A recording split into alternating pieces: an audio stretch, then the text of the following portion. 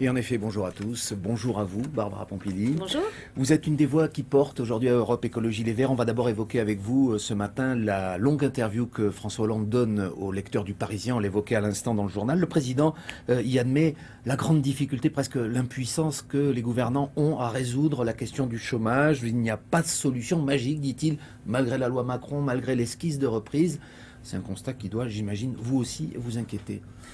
Pas de baguette magique, on le sait bien. Et s'il y en avait une, tout le monde l'utiliserait. Maintenant, pas de solution, c'est faux. Il faut trouver des solutions pour résoudre le problème du chômage. Il y en a, notamment dans des investissements, dans des secteurs dont on sait, dont on peut anticiper qu'ils vont se développer dans l'avenir, que ce soit les secteurs des énergies renouvelables, de toute la transition énergétique qui répond aux enjeux de demain en plus en termes de climat et qui peut recréer notamment des emplois dans le bâtiment, par exemple, ou aussi dans les services à la personne. Bref, il y a des gisements d'emplois dans ce pays. Mais est-ce que le gouvernement va assez loin dans ce domaine avec sa loi sur la transition énergétique, selon vous ? Alors, on a voté à l'Assemblée nationale une bonne loi. Certains lobbies essayent de la détricoter en ce moment, mais il faut qu'on soit tous ensemble très forts pour empêcher justement de perdre les belles avancées de cette loi qui peuvent encore une fois créer de l'emploi et puis répondre aux enjeux que nous avons devant nous. Dans cette interview ce matin, le président dit aussi, je le cite, il faut arracher les électeurs du Front National. Voilà donc ce qu'il dit. Il admet que le FN est le premier parti de France, si l'on en croit d'ailleurs les différents sondages qui sont publiés pour les prochaines élections départementales. Arracher les électeurs, il faut leur parler, les convaincre, mais est-ce que ce n'est pas déjà trop tard? Est-ce que ces électeurs-là sont encore capables d'entendre un autre discours aujourd'hui, selon vous? D'abord, moi, ce qui m'inquiète beaucoup, c'est qui sont les candidats du FN. Je suis effarée. On parle des électeurs. Oui, mais justement, les électeurs vont voter pour des candidats. Je suis effarée parce que j'entends qu'il sort là régulièrement, encore aujourd'hui, sur des personnes qui insultent sur les réseaux sociaux, qui ont des messages terribles, antidémocratiques. Qu'est-ce que c'est que ce parti qui présente des candidats qui ne respectent pas les électeurs? Ça, c'est la première chose. Vous voyez que le Front National les sanctionne lorsqu'il y a des dérapages aussi? Bah, écoutez, pas à chaque fois, hein, manifestement. Il y en a certains qui sont installés et qui resteront candidats. Donc moi, j'invite les gens à regarder pour qui ils vont voter parce que derrière, ce sont des personnes qui prendront des décisions. Ensuite, sur le débat en lui-même, aujourd'hui, le débat se focalise sur le Front National. On ne parle plus que de ça. Alors, bien sûr que c'est un enjeu important. Parce que c'est une réalité. Mais en même temps qu'aujourd'hui, à l'UMP, on ne parle que du Front National, qu'on ne fasse aucune proposition, que le débat soit un peu flou sur ces départementales, c'est ça aussi qui crée le Front National et qui le fait fleurir, on va dire ça comme ça. Est-ce que ce n'est pas le seul parti qui propose des solutions alternatives au système, comme ils disent aujourd'hui? Écoutez, ce qu'ils proposent essentiellement, ce sont des caricatures. Ils veulent qu'on sorte de l'Europe, alors qu'aujourd'hui, tous les événements, que ce soit en Ukraine, que ce soit les événements justement climatiques, que ce soit nos problèmes démocratiques montrent qu'on a besoin de plus d'Europe. Eux, ils veulent nous enfermer dans un retour en arrière en disant aux gens que c'est ça qui va résoudre leurs problèmes. Ça ne résoudra rien. Simplement, il faut sortir du simplisme. Mais une chose est vraie, et ça, le président le disait, il faut effectivement retourner voir les gens, leur parler d'eux et peut-être arrêter de leur parler du Front National. Très bien. Pour l'instant, vous, les Verts, vous n'êtes pas crédité de score très important pour ces élections départementales. 4% selon un sondage publié lundi par l'Institut Odoxa. Quelle est finalement votre stratégie dans ces élections? Il y a des endroits où vous partez alliés avec une autre partie de la gauche, il y a des endroits où vous êtes seul. Comment les électeurs peuvent s'y retrouver en fait? Je crois qu'on a effectivement un problème depuis quelque temps, c'est qu'on a décidé de ne pas avoir de stratégie. Chez les Verts. Chez les Verts, chez Europe Écologie Les Verts.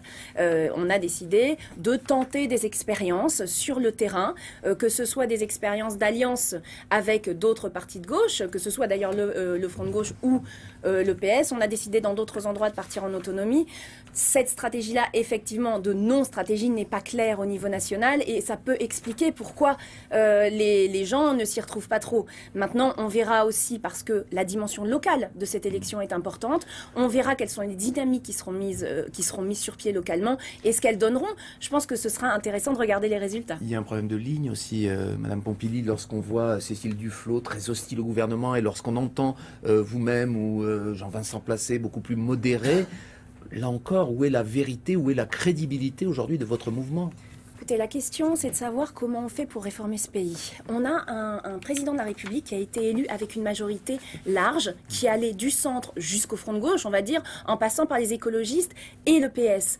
Il a décidé de gouverner avec un peu moins de cette majorité. Il a enlevé le centriste et le front de gauche. Puis, la majorité s'est encore réduite quand nous sommes partis, parce qu'il n'y avait pas assez de débat, il n'y avait pas assez de travail en commun pour pouvoir avancer ensemble. Elle s'est encore réduite en septembre. Et aujourd'hui, on arrive au 49-3. On ne peut plus travailler comme ça. Il faut élargir absolument la majorité et se donner les moyens de retravailler tous ensemble. Vous amenez très naturellement ma prochaine question. S'il y a un remaniement hautement probable après ces élections départementales, est-ce que vous accepterez cette fois-ci de revenir dans un gouvernement, vous les écologistes, et vous en particulier, dans un gouvernement dirigé par Manuel Valls? Je fais partie de ceux qui ont la conviction que si on veut redresser ce pays, il faut qu'on réouvre cette majorité et que cette majorité retravaille ensemble. Et que dans ce cas-là, si on a les conditions pour réouvrir cette majorité, il faut évidemment que les écologistes en fassent partie on verra. Mais la discussion, elle doit se baser là-dessus, sur comment... on verra.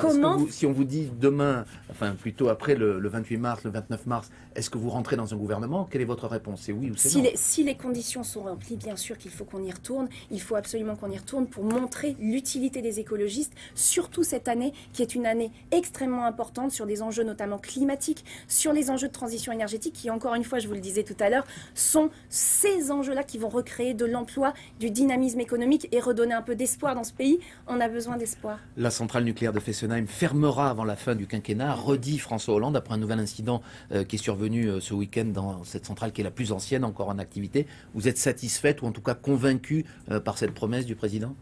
Là-dessus, il n'a jamais varié.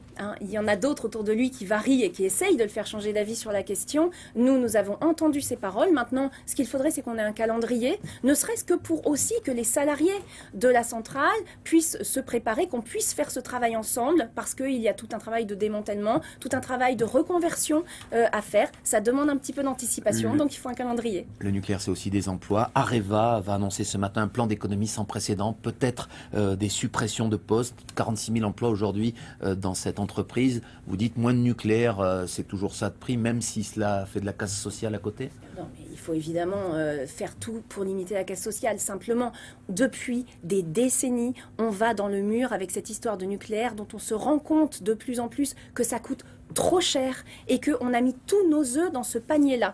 Aujourd'hui, il est urgent de diversifier notre panier énergétique. Salariés qui sont actuellement les salariés, on va arrêter de les emmener dans le mur et on va essayer d'anticiper avec eux pour justement, parce que dans 30 ans, il y aura encore beaucoup de salariés du nucléaire, parce que le nucléaire, c'est une énergie qui ne s'arrête pas du jour au lendemain. Mais ce sont des choses qui s'anticipent, qui se travaillent. Et puis après, dans les énergies renouvelables, il y a des potentiels de création de centaines de milliers d'emplois.